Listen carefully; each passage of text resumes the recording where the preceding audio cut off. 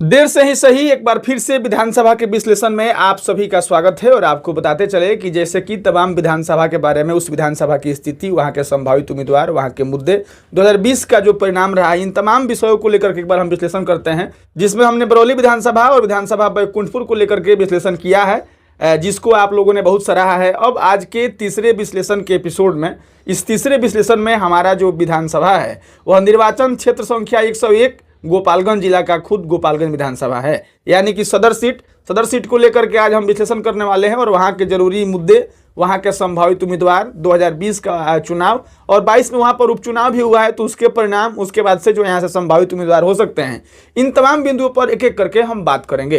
तो शुरुआत करते हैं। और शुरुआत में आपको बता दें कि गोपालगंज जिले में 6 विधानसभा सीट है, उसमें से सदर सीट जो है वह 101 गोपालगंज है, जहां से वर्तमान में भाजपा के पूर्व नेता, पूर्व मंत्री, सहकारिता मंत्री सुभाष सिंह की पत्नी यानी कि कुसुम देवी जी जो हैं वह 2022 के उपचुनाव में जीत करके अभी विधायक है। और उनसे उपचुनाव में राजद के मोहन गुप्ता जो है वह भारी टक्कर और एक महत्वपूर्ण लड़ाई देने का काम किया, जिसमें उन्होंने लगभग 1794 यानी कि 1800 मत से उनको हार हुई और 1800 मतों से वही कुसुम देवी जी जो हैं वहां पर जीती हुई हैं। विधानसभा का प्रकृति, विधानसभा का स्थिति यह है कि उस विधानसभा के अंतर्गत 3 प्रखंड आते हैं, यानी कि गोपालगंज एक खुद, उसके बाद से थावे के बाद उचका गाँव।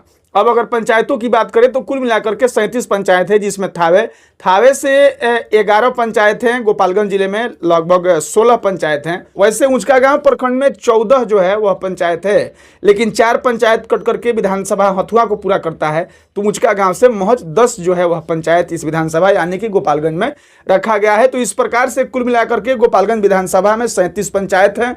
जैसा कि मैंने बताया कि 3 प्रखंड है, उस 3 प्रखंड में 37 पंचायत। और अगर अब गांव की बात की जाए तो लगभग 250 जो है वह गांव है। बूथों की बात की जाए तो 397 यानी कि लगभग 400 बूथों पर जो है वहां पर मतदान होना है इस बार। और वहीं पर अगर मतदाताओं की बात की जाए तो कुल जो मतदाता इस बार मतदान करने वाले हैं वह अब तक के आंकड़ों के अनुसार लगभग 3,01,061 मतदाता ऐसे हैं जो 2025 में अपना विधायक चुनने के लिए जो है वह मत करेंगे। इसमें पुरुषों की जो संख्या है वह लगभग 1,53,000 के आसपास है, तो महिलाओं की संख्या 1,48,000 के आसपास है। और वहीं पर थर्ड जेंडर से आने वाले मतदाता लगभग 6 की संख्या में है। यह जो है वह गोपालगंज की स्थिति है, परिस्थिति है, और वहाँ की जो वर्तमान जो ढांचा है वह इस प्रकार से है। अब अगर इसके क्षेत्रफल की बात किया जाए तो लगभग 25 से 30 किलोमीटर के रेडियस में होगा।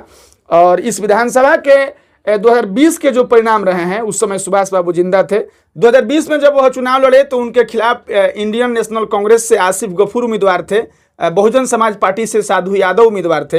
अब इन लोगों के परिणामों की बात की जाए तो उस समय सुभाष बाबू को जो है वह जीत हुई थी। दूसरे नंबर पर लगभग 40,041 मत लेकर के अनिरुद्ध प्रसाद उर्फ साधु यादव, ये वही साधु यादव हैं जो इस सीट से विधायक भी रह चुके हैं, यहाँ से सांसद भी रह चुके हैं और राष्ट्रीय जनता दल के सुप्रीमो लालू यादव के साले लगते हैं। और तीसरे नंबर पर यहाँ पर इंडियन नेशनल कांग्रेस से आसिफ गफूर, जो 1972 में बिहार के मुख्यमंत्री अब्दुल गफूर साहब हुआ करते थे, उनके पोते हैं, जो 36,000 कुछ मत ला करके तीसरे स्थान पर रहे थे। वहीं पर सुभाष बाबू को यहाँ से 77,791 मत जो है वह प्राप्त हुए थे। लगभग 30,000 के अंतरालों से, 37,000 के अंतरालों से उनकी जीत हुई थी। चुनाव जीते, जाकर के वह मंत्री बने और तबीयत खराब होने की वजह से उनकी मृत्यु हो गई। उसके बाद से 2022 में यहाँ पर उपचुनाव हुआ। उपचुनाव होने के बाद कुसुम देवी जी को यानी कि सुभाष बाबू के पत्नी को उम्मीदवार बनाया एनडीए की तरफ से, और वहीं से महागठबंधन के तरफ से मोहन गुप्ता को प्रत्याशी बनाया गया। मोहन गुप्ता पहली बार चुनाव लड़े और उस समय कुसुम देवी जी को लगभग 70,000 मत आए। तो वहीं पर आपको बताते चले कि मोहन गुप्ता जी को लगभग 68,000 कुछ मत आए। 1800 मतों से यहाँ पर जीत हार तय हुआ था। उपचुनाव में फिर से भाजपा और एनडीए की सीट जो सुभाष बाबू के खाते में थी वह बरकरार रही। यह मंत्री तो नहीं बनी, लेकिन वर्तमान में जो है वह विधायक बनी हुई है। 2020 का और 22 का मोटा मोटी यही परिणाम रहा। अगर रिजल्ट को गौर से आप देखिएगा तो सुभाष बाबू के समय में 77,000 मत मिले थे। उनके मर जाने के बाद जहां सहानुभूति पर चुनाव हुआ, जहां सुभाष बाबू 35,000 36,000 मत से जीते थे, वहीं पर 1800 मतों से सहानुभूति के बाद जीत हुई थी। कैंडिडेट भी नया थे, यानी कि महागठबंधन की तरफ से मोहन गुप्ता को एक तरह से नया कैंडिडेट ही कहा जाएगा, चूंकि 20 में इस महागठबंधन से आसिफ गफूर हुआ करते थे, 2015 में रियाजुल हक राजू हुआ करते थे।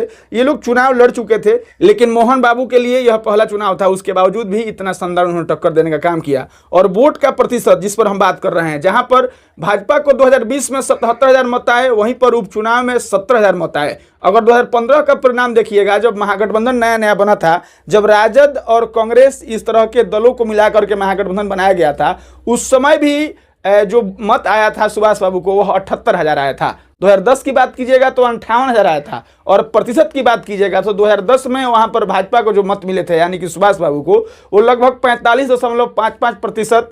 2015 में आइएगा तो 43.94%। उसके बाद से 2020 में आइएगा तो वही मत जो आपका है वह लगभग 44% के आसपास मत मिले थे। लेकिन जब आप 2022 के उपचुनाव का बात करिएगा तो लगभग 41% कुसुम देवी जी को जो मत आए हैं, यानी कि वोट भी कम हुआ है, प्रतिशत जो वोट का प्रतिशत है वह भी कम हुआ है। तो यह गौर करने वाली बात है।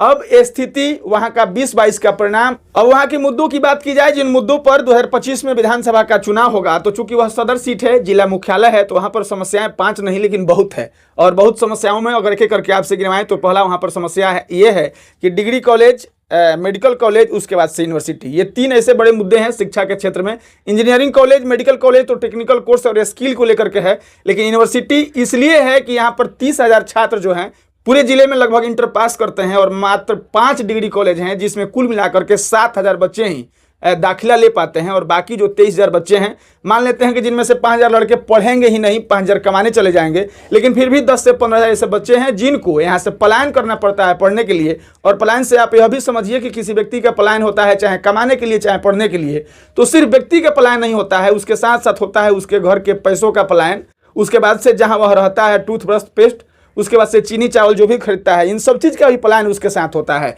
बिहार के पैसे पढ़ने के नाम पर, उसके बाद से कमाने के लिए, इन सभी चीज़ों का जो है वह सहारा बिहार के बाहर ही हो पाता है। University, medical college, engineering college, और इसके बाद से आगे बढ़ें तो यहाँ पर किसानों के सिंचाई का जो व्यवस्था है वह ध्वस्त है। ध्वस्त 2005 से है, जब से एनडीए की सरकार है। जो स्टेट बोरिंग, उसके बाद से सरकार की तरफ से जो नलकूप लगाए गए थे वह 2005 के बाद से ही बंद है। तो इस बार यह भी मुद्दा रहने वाला है, चूंकि पिछले कुछ दिनों में नलकूप को लेकर के, स्टेट बोरिंग को लेकर के मुद्दा बनाया जा रहा है। तीसरे तरफ बढ़े तो वहां पर शहर से बीचों बीच होकर के एक छाड़ी नदी गुजरती है, जो गंडक नदी से निकल करके तिरबिरवा पंचायत के हीरापाकड़ गांव से होते हुए, कोटवा कररिया होते हुए, सहदेलेपुर मठिया होकर के जो NH 27 है, जहां पर हजियापुर मोड़ है, साधु चौक के बीच से एंट्री करती है, VM फील्ड को होते हुए, चिराई घर को पार करते हुए वह गंडक नहर में जाकर के मिल जाती है। गंडक नहर वहीं जो तुरकहा पुल से लेकर के भिखमपुर होते हुए इधर छपरा की तरफ जाती है नहर। तो उस नदी से निकल करके इस नहर में जाने वाली छाड़ी नदी का दुर्गति इसलिए भी है कि कुछ लोग उस नदी के जमीन को अतिक्रमित कर करके उस पर मकान बनवा लिए हैं। नदी बहाव के रूप में नहीं है, उसमें जल जो है वह प्रवाहित नहीं हो पाता है, कचरा से नदी भर गया है। तो छाड़ी नदी की दुर्गति को लेकर के भी इस बार इसको मुद्दा बनाया गया है। चौथे मुद्दे की बात करें तो पटना, दिल्ली, कोलकाता, माफ करिएगा, अगर चौथे मुद्दे की बात करें तो दिल्ली, कोलकाता, मुंबई, चेन्नई, इस तरह के बड़े शहरों में जाने के लिए जो है वह ट्रेनों का परिचालन हो, ट्रेनों की संख्या बढ़ाई जाए, और सरकारी बसों का भी सुविधा आवागमन को लेकर के, यातायात साधनों को लेकर के यहाँ से शुरू किया जाए। यह भी इस बार मुद्दा रहने वाला है। उसके बाद से अगर छठवीं मुद्दा की बात करें तो वहां पर बाढ़ से कुछ विस्थापित ऐसे परिवार हैं जिनको अब तक सरकारी जमीन अलॉट नहीं किया गया है, जो दर दर की ठोकरें खा रहे हैं, जिनको मकान बनवाने के लिए अपना जमीन नहीं है, सरकारी सुविधा के नाम पर उनको कुछ नहीं मिल पाता है, चूंकि वह यहाँ के निवासी हैं, उनका यहाँ पर जमीन है, इस बात को अप्रूव नहीं कर पाते हैं। उसके बाद से शहर की बात है तो आप जानते हैं कि बस स्टैंड के जमीन को भूमाफिया अपने नाम पर करवा लेते हैं, तो भूमाफियाओं का डर भी वहां पर एक मुद्दा है, चूंकि भूमाफियाओं के निशाने पर सरकारी मठ मंदिर और कमजोर वर्ग के लोगों का जो है वह निशाने पर उनका जमीन है, तो भूमाफियाओं का भी डर है। उसके बाद से यहाँ पर अपराध, रोजगार तो है ही, उसके बाद से यह जिला मुख्यालय है, तो अगर हल्की सी भी बारिश हो जाए तो शहर के बीचों बीच जो है वह जल जमाव हो जाता है, यह भी एक समस्या है। और समस्याओं के कड़ी में आगे बढ़े तो बाईपास एक बन गया है शहर के पश्चिम साइड में, बाईपास बन गया है थोड़ा के उत्तर साइड में, लेकिन शहर के पूरब साइड से होकर के दक्षिण जाने, यानी कि गोपालगंज शहर में जाने से पहले आप अगर थावे जाना चाहते हो तो इस रूट में जो है वह जाम की समस्या रहती है, ट्रैफिक की समस्या रहती है, तो बाईपास का यहाँ पर भी एक डिमांड है। और कुछ ऐसे 15-16 गांव हैं जो मिरलीपुर पुल से लेकर के जाफरटोला पुल के बीच में नहर है, और मतलब 5 गांव दक्षिण साइड में है नहर के और 5 गांव उत्तर साइड में है। दोनों बगल से सड़कें हैं, लेकिन इन दोनों के बीच में, इन 5-5 गांवों के बीच में नहर पर कोई पुल नहीं है जिसको पार करके उधर के 5 गांव इस 5 गांव से जुड़ सकें और गोपालगंज शहर में जा करके आप फंसे उससे पहले बाईपास होकर के आप थावे निकल सकें। यह भी एक मुद्दा रहने वाला है। निर्वाचन क्षेत्र संख्या 101 यानी कि विधानसभा गोपालगंज का स्थिति, वहां के 2020-22 के परिणाम, वहां के मुद्दे, इन तमाम बिंदुओं पर हमने बात कर लिया है। अब बात करते हैं कि 2025 विधानसभा चुनाव अगर होगा, प्रत्याशी कौन होंगे, किस उम्मीदवार का कयास लगाया जा रहा है, किस गठबंधन से कौन से लोग उम्मीदवार हो सकते हैं। तो आपको बता दें कि जैसा कि मैंने आपको बताया कि लगातार विधायक रहे सुभाष बाबू, मंत्री होकर के उनकी देहांत हो गई। उनकी पत्नी वर्तमान में उपचुनाव जीत करके विधायक बनी हुई है। कयास लगाया जा रहा है कि एनडीए के तरफ से 3 सीटों में, यानी कि जिले के अगर 3 सीटों में कोई एक सीट कटेगा तो उसका चांस 30% जहां बन रहा है वह गोपालगंज विधानसभा ही है। हो सकता है कि कुसुम देवी जी का टिकट कटे और वहां पर जो चेयरमैन सुभाष बाबू हैं, यानी कि जो जिला परिषद के अध्यक्ष हैं सुभाष बाबू, उनका नाम सामने आ रहा है। और अनिकेत सिंह जो कि सुभाष बाबू के लड़के हैं, कुसुम देवी जी के लड़के हैं, वह भी तैयारी में लगे हुए हैं।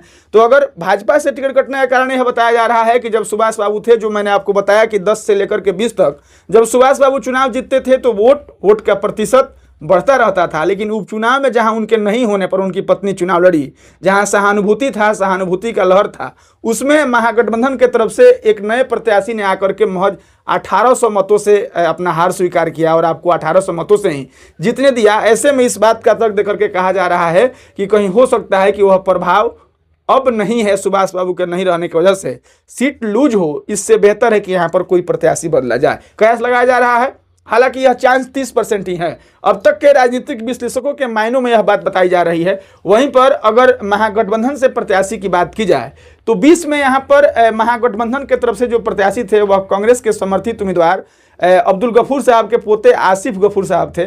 बसपा से साधु यादव आकर के चुनाव लड़ गए, उनको 40,000 के आसपास मत आया और 36,000 मत जो है आसिफ बाबू का आया। इस बीच में जो है सुभाष बाबू लगभग 35-36,000 मत से जीत गए। तो उस समय कांग्रेस की यह सीट रही, कांग्रेस से उम्मीदवार वह रहे। 2015 की अगर बात करें तो महागठबंधन कांग्रेस और रजत के मिला करके बना था।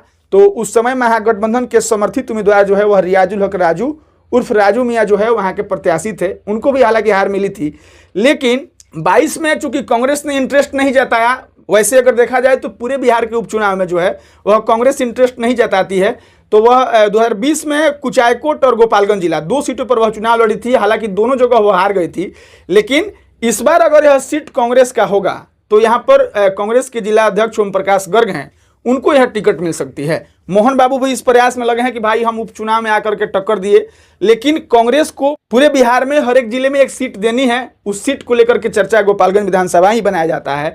वह इसलिए भी कि 1977 से लेकर के लगातार 2010 तक कांग्रेस वहां पर चुनाव लड़ी है, यानी कि सदर सीट पर वह कभी उस सीट को छोड़ी नहीं है, भले ही जीत हुआ हो या हार हुआ हो। जय नारायण सिंह के बाद कई ऐसे लोग हैं जो लगातार कांग्रेस से चुनाव लड़ते रहे, यहाँ तक कि साधु यादव भी 2010 से कांग्रेस से यहाँ से विधायक के प्रत्याशी थे। 15 में महागठबंधन बन गया तो वहाँ से राजद के उम्मीदवार हो गए। 20 में फिर कांग्रेस ने अपना सीट इसको ले लिया, चूंकि उस समय 2 सीट मिला था, कुचायकोट और गोपालगंज। लेकिन संभव है कि इस बार कांग्रेस को एक ही सीट मिले। तमाम अंदरूनी अगर झगड़ों की बात की जाए तो गोपालगंज के राजद के लोग लगे हैं कि कांग्रेस को कुचायकोट भेज दिया जाए, लेकिन कांग्रेस भी इस बात पर टिकी हुई है कि सदर का सीट जो है वो हमारा रहा है और हम इस पर लड़ेंगे। कांग्रेस की सीट होगी तो ओम प्रकाश गर्ग यहाँ के उम्मीदवार होंगे, चूंकि कांग्रेस में उनके बाद कोई ऐसा चेहरा नहीं है जिनको सीट या टिकट की बात की जाए। कुचायकोट में ब्लॉक प्रमुख धनंजय राय जो है वह तैयारी कर रहे हैं। अगर सीट कुचायकोट जाएगा तो हो सकता है कि वहां से प्रत्याशी धनंजय राय हो, लेकिन गोपालगंज सदर सीट को लेकर के खींचातानी बहुत तेजी में है। मोहन गुप्ता यानी कि जो 2022 उपचुनाव के प्रत्याशी रहे महागठबंधन से, वह भी लगे हुए हैं। रियाजुल हक राजू भी लगे हुए हैं और राजद के जिला अध्यक्ष दिलीप सिंह हैं, उनकी भी दूसरी प्राथमिकता के तौर पर गोपालगंज विधानसभा है, चूंकि उनकी पहली प्राथमिकता जो है वह बरौली विधानसभा है। 2022 के एमएलसी चुनाव में वह भी कांटे की टक्कर जो है वह देने का काम किए थे।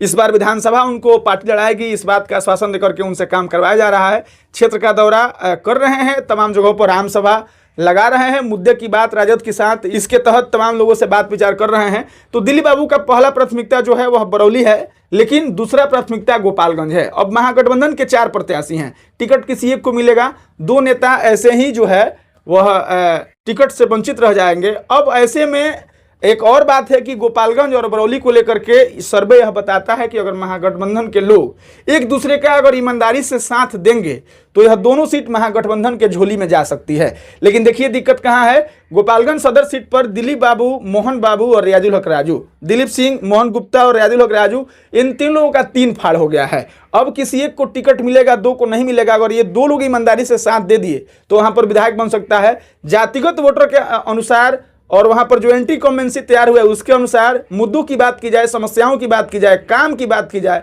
विकास की बात की जाए, इन तमाम जगहों पर बरौली और जो गोपालगंज विधानसभा सीट है यहाँ पर महागठबंधन के प्रत्याशी के जीतने के जो है वो आसार है। लेकिन ईमानदारी से साथ देना होगा। अब ऐसे में कांग्रेस इस बात पर टिकी हुई है कि भाई हम सदर सीट छोड़ेंगे नहीं। मोहन गुप्ता इस बात पर रहे हैं कि भाई हम बहुत करीब से हारे हैं। इन दोनों के बीच में उहापोह चल रही है। हालांकि अगर अंदरूनी बात की जाए तो कांग्रेस का सीट गोपालगंज का हो चुका है। अगर कोई राजनीतिक आकस्मिक घटना न हो तो गोपालगंज से कांग्रेस का ही कोई उम्मीदवार लड़ेगा और जब कांग्रेस का सीट हो जाएगा, उम्मीदवारों की सूची देखी जाएगी तो वहां पर ओम प्रकाश गर्ग जो है वह तैयारी कर रहे हैं। और आपको बता दें कि ओम प्रकाश गर्ग को लेकर के पार्टी यह बात कह रही है, पार्टी के आला कमान यह कह रहे हैं कि भाई गोपालगंज जिले में सभी पार्टियों के पास जो है वह ब्राह्मण चेहरा है। भाजपा के पास मिथिलेश तिवारी हैं, जदयू के पास जो है वह पप्पू पांडे हैं, राजद के पास जो है वह पिंटू पांडे हैं, कांग्रेस के पास वहां पर कोई ब्राह्मण चेहरा नहीं है। इसके पहले काली प्रसाद पांडे थे, लेकिन आपको पता है कि वह इस दुनिया को छोड़ करके चले गए। तो कांग्रेस का ब्राह्मण नेता के तौर पर भी लोग जो है वह ओम प्रकाश गर्ग को देख रहे हैं। तमाम चीज़ों को लेकर के सभी प्रत्याशी अपना अपना दावा पार्टी में अपना अपना फीडबैक दे रहे हैं। हालांकि देखना बाकी है। अब वहां से एक चर्चा यह भी है कि भाई साधु यादव भी वहां पर चुनाव लड़ने के लिए जो है वह तैयारी कर रहे हैं। साधु यादव भी बड़े बड़े नेताओं से मिल रहे हैं, बात कर रहे हैं, यहाँ के फीडबैक दे रहे हैं।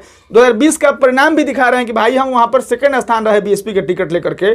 और खबर यह भी है कि राजद में उन्होंने अपने लालू प्रसाद यादव को, तेजस्वी यादव को इस बात के लिए मना लिया है कि उनको टिकट दिया जाए। लेकिन राबड़ी देवी इस बात पर जो है वह तैयार नहीं हो रही हैं कि साधु यादव को राजद से टिकट दिया जाए। हालांकि वह कांग्रेस का भी दरवाजा खटखटा रहे हैं, वह दरवाजा मुकेश सहनी का भी खटखटा रहे हैं। अब देखना होगा कि साधु यादव को पार्टी कहाँ एडजस्ट करती है। बहरहाल आबो हवा और जो वहाँ की स्थिति है मोटा मोटी यही स्थिति है। अब देखना है कि अगर कोई राजनीतिक आकस्मिक घटना न हो, कांग्रेस को यह सीट छोड़ना पड़े तो जो है वह राजद के खाते में जाएगी। और उसके बाद से जो जिन लोगों का नाम का चर्चा है, रियाजुल हक राजू, मोहन गुप्ता, दिलीप सिंह, इन लोगों में किसको प्रत्याशी बनाया जाता है। और देखना यह भी बाकी है कि भाई राजनीति जो है जिसमें 99% ना होता है, 1% हाँ होता है, इस स्थिति में क्या होती है। कांग्रेस के लोग यह भी तक दे रहे हैं कि भाई हम लोग एमएलसी चुनाव में जो है वह पार्टिसिपेट नहीं करते हैं। आपके यहाँ पर जो सांसद के प्रत्याशी होते हैं उसमें भी मतलब कांग्रेस का कोई प्रत्याशी नहीं होता है। तो कुल मिलाकर के जो सीटें एक मिलने वाली है वह गोपालगंज सीट ही दिया जाए, क्योंकि वहां पर हमारी मजबूती है। कांग्रेस का आला कमान यानी कि जो यहाँ के प्रभारी हैं कृष्णा अलाउरू, वह भी मतलब लगभग 40 से 43 सीट कांग्रेस का अंदरूनी तौर पर जो है वह कंप्लीट हो चुका है। और वैसे सीट जहां पर महागठबंधन कमजोर है, कांग्रेस के लोगों का यह कहना है कि उस सीटों को जिसकी जितनी हिस्सेदारी हो रही है उसको उस हिसाब से बटा जाएगा। अब कोई सीट जो हारने वाला है उस सीट पर हम क्यों जाएंगे, उस वैसे सीटों को बराबर हिस्सों में बांटा जाए। हालांकि राजद के लोग इस बात के लिए लगे हैं कि कांग्रेस को कुछ हाईकोर्ट भेज दिया जाए। और आप जानते हैं कि 243 सीटों में कुछ हाईकोर्ट उन विधानसभा सीटों में से है जिसमें एनडीए की जीत 90% पहले से तय रहती है। वहां पर महागठबंधन से अगर कोई प्रत्याशी चुनाव लड़ने के लिए जाए तो फिर वह उसकी हार ही होगी। ऐसा परसेप्शन, ऐसा माहौल पहले से बना रहता है।